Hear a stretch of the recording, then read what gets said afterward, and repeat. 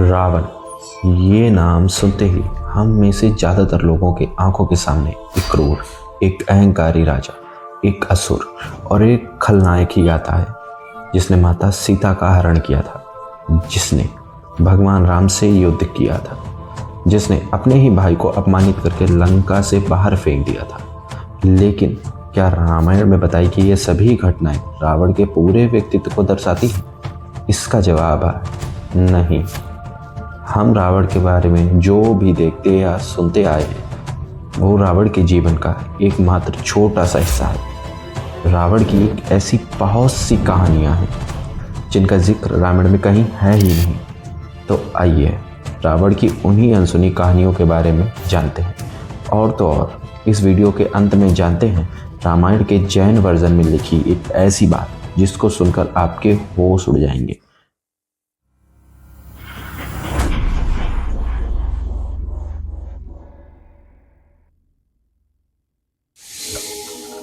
कहा जाता है विष्णु जी के लोग बैकुंठ धाम में जय और विजय नाम के दो द्वारपाल थे। एक दिन ब्रह्मा जी के चारों पुत्र ने बैकुंठ धाम जाकर भगवान विष्णु से मिलने की योजना बनाई, लेकिन जय और विजय ने उन्हें बच्चा समझकर द्वार पार ही रोक लिया और कहा कि ये विष्णु जी के आराम करने का समय है। ब्रह्म कुमारों ने गुस्से में आकर जय और विजय को यह श्राप दे दिया कि उन्हें बैकुंठ का त्याग करना होगा।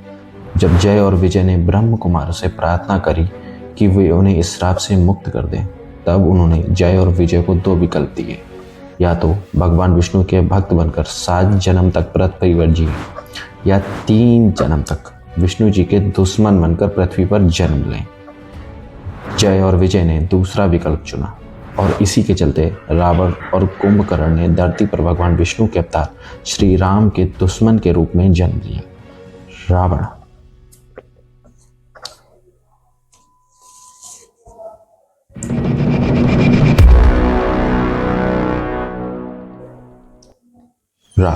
जन्म से ही आधा ब्राह्मण और आधा राक्षस था। वह ऋषि वृषवर का पुत्र था जो एक ब्राह्मण थे और उनकी माँ कैकसी एक क्षत्रिय राक्षसी थी। इस वजह से रावण में अपनी माँ की तरफ से राक्षसों के गुण और शक्तियाँ थीं और पिता की तरफ से ब्राह्मण की तेज बुद्धि थी। और बस यही नहीं, रावण ब्रह्मा जी का परपोता था। रावण के दादा ऋषि पुलस्त्य जो ब्रह्मा जी के 10 मनुपुत्रों में से एक थे।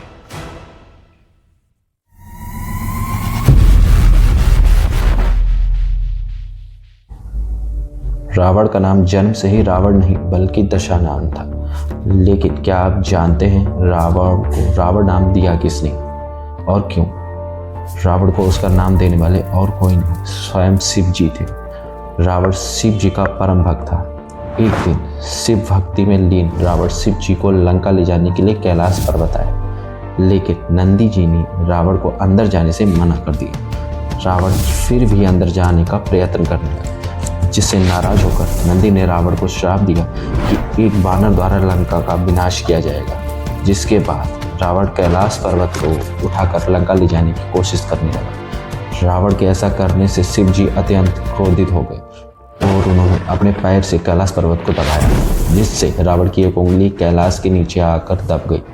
दर्द में रावण जोर जोर से चिल्लाने लगा, इतनी दर्दनाक चीख जिससे पूरी दुनिया को हिलाकर रख दिया।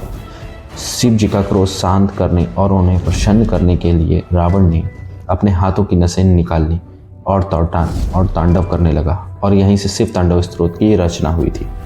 जब रावण तांडव कर रहा था तो ये देख शिव जी को बहुत अजीब लगा कि कैसे कोई इतने दर्द में शिव तांडव कर सकता है, और उसी समय शिव जी ने रावण को रावण नाम दे दिया, जिसका मतलब होता है तेज तेज आवाज में दहाड़ना।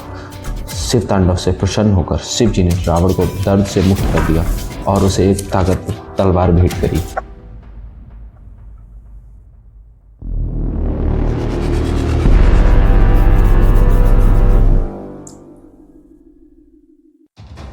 जैसा कि आप सभी को पता है कि रावण के 10 सर थे, लेकिन रावण के 10 सर क्यों थे, या थे भी या नहीं, आइए जानते हैं। रावण के 10 सर होने के पीछे 3 अलग अलग फैक्ट्स बताए गए हैं। उसमें से पहला ये है कि रावण ने शिव जी की घोर तपस्या करी थी और भक्ति भाव में उन्हें अपना सर काटकर समर्पित कर दिया। जैसे ही वह अपना एक सर काटता उसका दूसरा सर निकल आता, ऐसे ही करते करते रावण ने अपने 10 सर काटकर समर्पित कर दिए, जिससे शिव जी रावण की तपस्या से प्रसन्न हुए और उसे दशानन होने का वरदान दिया। दूसरा फैक्ट ये है कि रावण की माता ने उसे 9 बड़ियों से बनी एक माला दी थी, जिसमें उसका सर दिखता था। इससे एक भ्रम पैदा होता था कि उसका एक नहीं बल्कि 10 सर है। ऐसे ही नहीं रावण को सबसे बड़ा मायावी कहा गया है। और तीसरा फैक्ट ये है कि रावण ने 6 शास्त्रों 4 वेदों पर महारत हासिल कर ली थी। किसी एक मस्तक के लिए इतना ज्ञान होना अकल्पनीय होता है। कहा जाता है कि इसी वजह से रावण के 10 सर थे।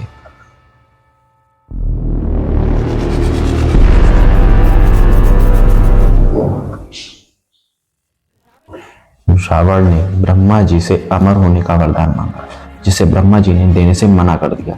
लेकिन उन्होंने रावण को दिव्य अमृत पिला दी थी, जो उसे अमर बना देगा। रावण के नाभि के नीचे अमृत जमा था, और जब तक ये रहा तब तक उसे पराजित नहीं किया जा सकता था।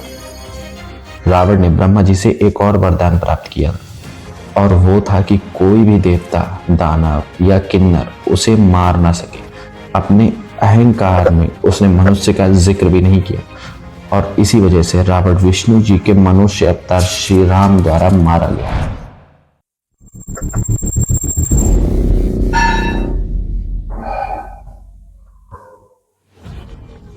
जैसे कि हमने आपको बताया कि रावण आधा ब्राह्मण आधा राक्षस था। जब हनुमान जी और उनकी सेना लंका तक पहुंचने के लिए पुल बना रही थी, तब उन्हें भगवान शिव के आशीर्वाद की जरूरत थी, और इसके लिए उन्होंने एक यज्ञ रखवाया जो एक ज्ञानी ब्राह्मण ही कर सकता था। और हम सभी जानते हैं पूरे ब्रह्मांड में शिव जी का सबसे बड़ा भक्त और कोई नहीं, स्वयं रावण था। और यज्ञ करने के लिए रावण, जो आधा ब्राह्मण था, सबसे योग्य था।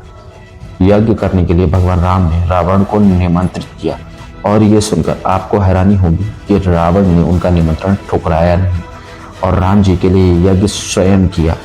और तो और राम जी को अपना आशीर्वाद भी दिया।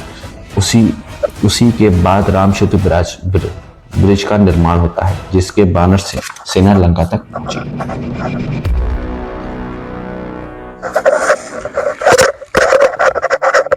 ऐसा माना जाता है कि आज भी रावण का सर एक गुफा में सुरक्षित है। ये गुफा श्रीलंका के रंगला के घने जंगलों में 8000 फीट की ऊंचाई पर स्थित है। यहाँ रावण के शव को मम्मी बनाकर एक ताबूत में रखा गया है। इस पर एक विशेष प्रकार की कोटिंग लगाई गई है, जिससे ये 10,000 सालों के बाद भी वैसा का वैसा दिखाई दे रहा है। ये रिसर्च श्रीलंका के रामायण रिसर्च सेंटर द्वारा की गई है। इस रिसर्च के अकॉर्डिंग रावण का शव एक 18 फीट लंबे और 5 फीट चौड़े ताबूत में है। और तो और ये भी कहा जाता है कि इस ताबूत के नीचे रावण का अनमोल खजाना छुपा हुआ है। इस खजाने की रक्षा एक भयानक सांप और जंगली जानवर करते हैं। रिसर्च टीम का ये भी कहना है कि जब भी वो गुफा के पास जाने की कोशिश करते थे, तो अचानक से वहां का मौसम बदल जाता था, और कई बार पेड़ पौधे अपनी जगह बदल लेते थे। आसपास रहने वाले लोगों का कहना है कि इस ताबूत को मंत्रों द्वारा संरक्षित किया गया है, इसीलिए इसे खोलना असंभव है। ऐसा माना जाता है कि जब भगवान राम ने रावण का वध किया था, तब उन्होंने रावण का शव विभीषण को सौंप दिया था, लेकिन विभीषण ने राज सिंहासन ग्रहण करने की जल्दबाजी में रावण का अंतिम संस्कार नहीं किया और सब वहीं छोड़ दिया। कहा जाता है इसके बाद नागलोक के लोग रावण का शव अपने साथ ले गए, क्योंकि उनका मानना था कि रावण को वे पुनर्जीवित कर सकते हैं, लेकिन ऐसा हुआ नहीं। इसके बाद उन्होंने रावण के शव को सुरक्षित रखने के लिए एक ताबूत में बंद कर गुफा में रख दिया। हम सभी तो ये बात भली भांति जानते हैं कि बचपन में जो रामायण हम देखते और सुनते आए हैं, वो महान ऋषि वाल्मीकि द्वारा लिखी गई है। लेकिन रामायण का एक दूसरा वर्जन भी है, जिसे संगदशा ऋषि द्वारा लिखा गया है। आप ये जानकर हैरान हो जाएंगे कि उनके द्वारा लिखी गई रामायण के जैन वर्जन में कुछ ऐसी बातें हैं जिसको सुनकर आपके पैरों तले जमीन खिसक जाएगी। इसके अनुसार सीता माता के जो असली पिता हैं, वो राजा जनक नहीं बल्कि खुद रावण है। क्यों? हैरान हो गए कि ऐसे कैसे हो सकता है? लेकिन इसके पीछे की 2 कहानियां हैं। अगर आप इसके पीछे के रहस्य को जानना चाहते हैं तो हमें कमेंट में yes I want to know हमें ज़रूर लिखना।